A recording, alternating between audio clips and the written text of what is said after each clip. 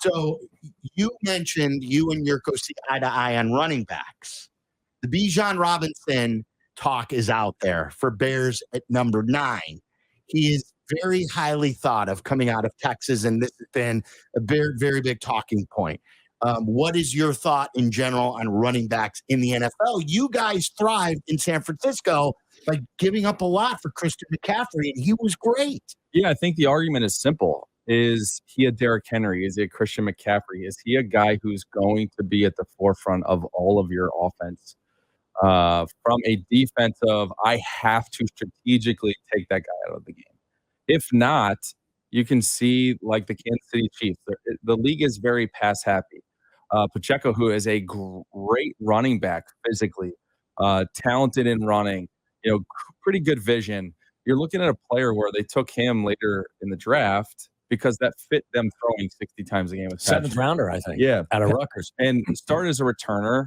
Watching him as a returner is unbelievably dynamic when he gets a 30-yard head start. Now, I know you're not doing that at running back, but I think what you're seeing in the National Football League is that position probably has the most injury-latent position of all of the positions in the National Football League, only because they get hit every single play next to an offensive and defensive lineman, but those guys are in a 2x2 square, right? As opposed to a running back that's getting a linebacker coming down your throat with a 7-yard head start, right. Or you're running the ball and you have 7 guys around your legs. So, I think that position is he dynamic enough to change your offense in such a way that merits an $18 million deal? You just see Odell Beckham going to the Baltimore Ravens for $18 million. You're seeing, guys like tight end signed for $12 million.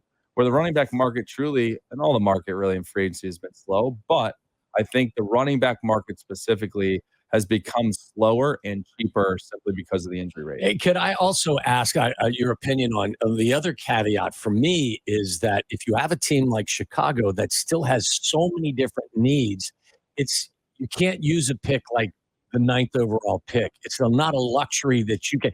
You guys in San Francisco were such a balanced, talented roster. You didn't have a ton of needs. So maybe the Bears need to address something on the offensive or defensive line. And because of the nature of the running back position, as you just described it, maybe a year or two from now, the Bears could go in that direction. But because they have so many other needs, they can't prioritize that spot. I think the value proposition is simple, right? I think is he going to be Saquon Barkley if you're drafting him at 9? Is he going to be someone that dynamically is going to be a Pro Bowler for you? But as you said, too, the injury thing, Saquon's been hurt a ton as well. 100%. Yeah. But now look what he was able to do if he's able to stay healthy. So for me, okay, let's look at that guy at 9. Is he going to be a game changer for not only Justin Fields? Is he going to be a game changer in helping those offensive linemen be able to block? The next question that you have to parlay into that is, okay, what's the depth of that position? Can you give and operate your offense around whether it's the 9th pick or later round pick with what you currently have or what you're going to get in the future? So, listen, to me, I think if you look at what they're doing, especially offensively, they're going to build that offense on the offensive line because they already got the weapons on the outside. They'll try to draft a few. But I think they're going to go with an offensive lineman at 9. I don't think they'll take a running back. But then I think you're going to probably potentially see them look at D-line as well because I know that's one of their areas of need. It was either McShay or Daniel Jeremiah from the NFL Network who said that their rating has them better than Saquon Barkley coming out. That they believe he's more dynamic than Saquon Barkley was even coming out of Penn State. And I get that, but like truly being in this position that I'm in right now and kind of looking at it for 19 years, none of that matters. Because at the end of the day, it has to be one of the 32, and we're specifically talking about Chicago, but one of those 32 teams have to be in a position where running back is a focus, 1. And 2, it has to be a focus to where the coach and general manager fall in love with that player. Because if they're split on it, they're not going to go in that direction. And how about also that player? Like Christian McCaffrey is so valuable. You know this better than we do.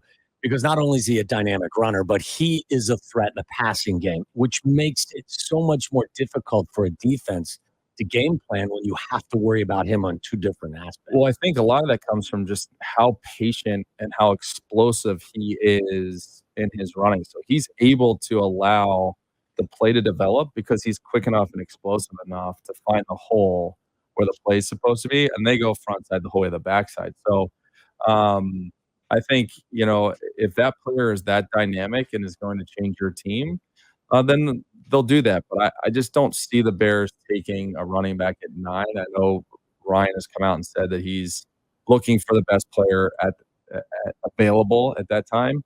But I do think that there's a significant need. Now there's 3 or 4 O linemen out there that you could look at that you're going to fall in love with all different ways, right? Just like you would at the 9th pick with the running back.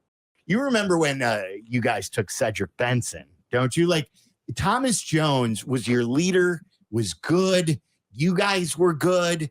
And then all of a sudden, Jerry Angelo with that top pick decided to go to a running back from Texas.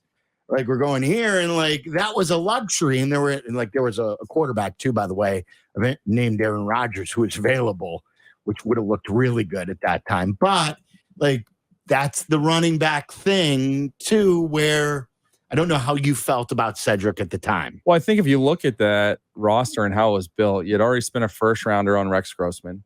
The next couple of years, you were spending a first rounder on Tommy Harris, right? I mean, you had found the places where Ryan, I think, is, and he talks about a 3-year window. He's in the second year to closing those gaps, right? Because all the contracts are kind of tied together to the same amount of time where he says 3 years. There's a lot of 1-year contracts left. So I think when they took Cedric, he was a really good fit for what we were going to do because it was going to be built through the offensive linemen. They got Tate. They got Fred Miller. They brought Roberto Garza over from Atlanta at the time to add with Olin Kreutz. So they had already built that offensive line. Right? Good line. Your receivers were Moose Muhammad, Bernard Berrien, Bobby Wade, I think had gotten cut the year before, but you had established guys there already. So one of our we had 3 veteran tight ends, and then you're looking at, hey, where can I add value to the team? And it was a running back to add with Thomas Jones to go to that credit of like, hey, that position does have injuries. Let's have 2 dynamic guys. And I think that helped Rex and Kyle and those guys to be able to have a ground and pound offense, which we're going to play great defense. And that's how it was built. And they built it the right way. What's the biggest change in the game you've seen over the course of your time in the NFL? I just think the patience to continue to run the football, right? I mean, this is such a pass happy, offensive driven league, but I do still think that like Patrick Mahomes is a unicorn, right? Not every team has that. You look at Derrick Henry in Tennessee, and he's the guy driving that offensive ship. So for me, I think you'll see some teams abandon the run extremely fast because it's not being productive enough, and that kind of dooms their offense to me. Because it's a pass-happy league. Right. That's just what it is, right? You're going to pass 40 times a game. Like, if you can get 30 runs, 35 runs, and control the clock, control the score, yeah, you might be in a close game, but if you have a really good defense, you're built for that. The problem is you can't get into 3 and outs, and getting into 40-point games if your offense can't handle 40. You have